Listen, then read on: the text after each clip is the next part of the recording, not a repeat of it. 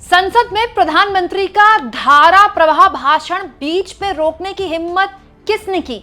आखिर संसद में पीएम मोदी की भाषण में तुरंत टोककर गलती किसने बताई और उस गलती को ठीक भी मोदी ने कैसे किया? दोस्तों, आज राष्ट्रीय गीत वंदे मातरम के 150 साल पूरे होने पर लोकसभा में इस पर 10 घंटे चर्चा हो रही है, जिसकी शुरुआत प्रधानमंत्री नरेंद्र मोदी ने की। हालांकि चर्चा की शुरुआत में ही मोदी जी ने कहा कि आज पक्ष विपक्ष के तौर पर हम यहाँ पर नहीं बैठे हैं, समकक्ष के तौर पर बैठे हैं, देश के नागरिकों के तौर पर बैठे हैं। वंदे मातरम का पूरा जो ऐतिहासिक प्रभाव रहा हमारे स्वतंत्रता सेनानियों और स्वतंत्रता आंदोलन में, उसका जिक्र प्रधानमंत्री कर रहे थे। लेकिन तभी पीएम मोदी की जुबान से एक बात निकली जिसको तुरंत पकड़ लिया ममता बनर्जी के सांसद ने, और प्रधानमंत्री को भी उस बात को करेक्ट करना पड़ा।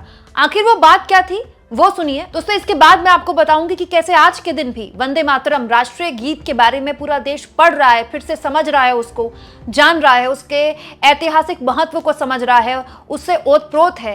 इस दिन भी मोदी जी ने गंदी पॉलिटिक्स करने से अपने आप को वो रोक नहीं पाए। लेकिन पहले जानिए संसद में हुआ क्या। दोस्तों, आप जानते हैं वंदे मातरम की जो रचना की थी वो बंकिम चंद्र चटर्जी ने की थी और प्रधानमंत्री उनका यहाँ पर जिक्र कर रहे थे। तो प्रधानमंत्री बंकिम दा बोलने लगे, बंकिम दा।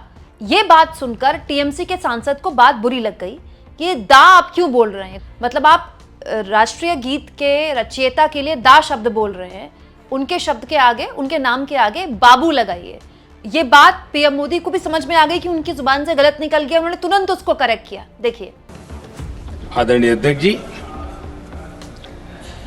बंगाल का विभाजन तो हुआ, लेकिन एक बहुत बड़ा स्वदेशी आंदोलन खड़ा हुआ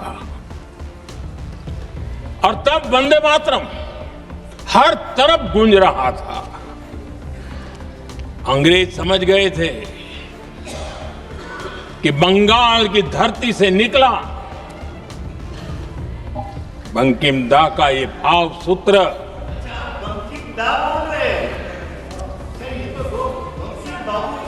बंकिम बाबू बोले। अच्छा, thank you thank you thank you thank you thank you आपकी भावनाओं के लिए मैं आदर करता हूं। बंकिम बाबू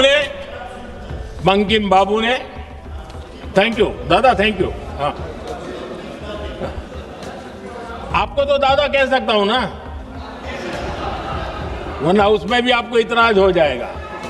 तो प्रधानमंत्री मोदी ने मजाक में बात भले ही टाल दी हो, लेकिन ये बात प्रधानमंत्री मोदी के, मतलब आप देखिए कितनी कैजुअली मोदी जी कुछ भी बोल देते हैं। एक बार संसद में मोदी जी भाषण दे रहे थे तो वहां भाइयों और बहनों बोलने लगे।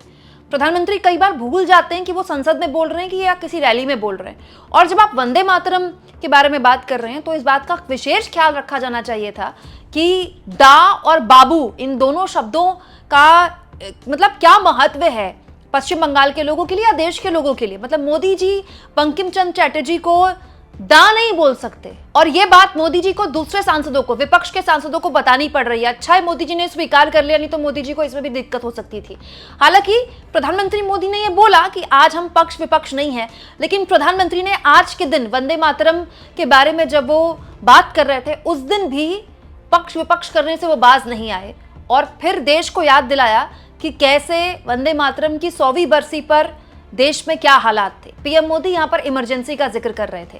ऐसा करके पीएम ने खुद बताया कि कैसे वो कभी भी पॉलिटिक्स से, मतलब किसी भी चीज में वो दूसरों से भले ही कहें कि पॉलिटिक्स ना हो, लेकिन वो खुद पूरी पॉलिटिक्स करते हैं। और वंदे मातरम के 100 साल हुए तब देश आपातकाल की जंजीरों में जकड़ा हुआ था।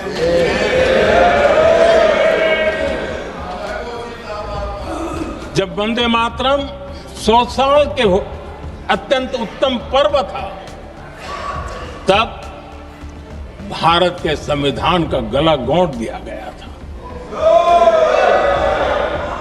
जब वंदे मातरम 100 साल का हुआ, तब देशभक्ति के लिए जीने मरने वाले लोगों को जेल के सलाखों के पीछे बंद कर दिया गया था। जिस वंदे मातरम के गीत ने देश को आजादी की ऊर्जा दी थी, उसके जब 100 साल हुए तो दुर्भाग्य से एक काला कालखंड हमारे इतिहास में उजागर हो गया। हम लोकतंत्र के गिरोह में थे।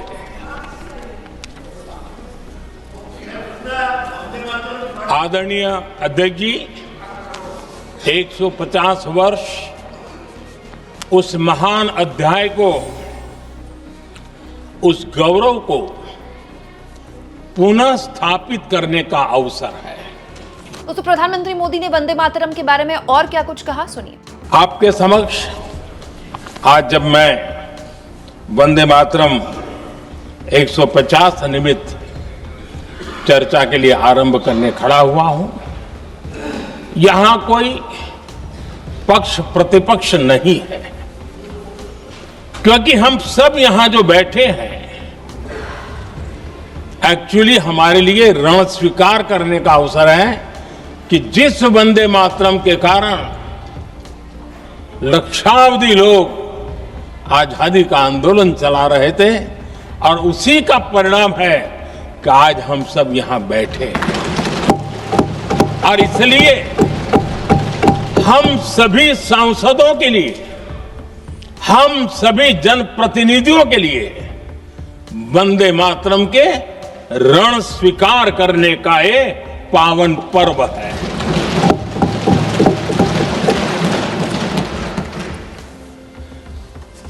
और इससे हम प्रेरणा लेकर के वंदे मातरम की जिस भावना ने देश की आजादी का जंग लड़ा,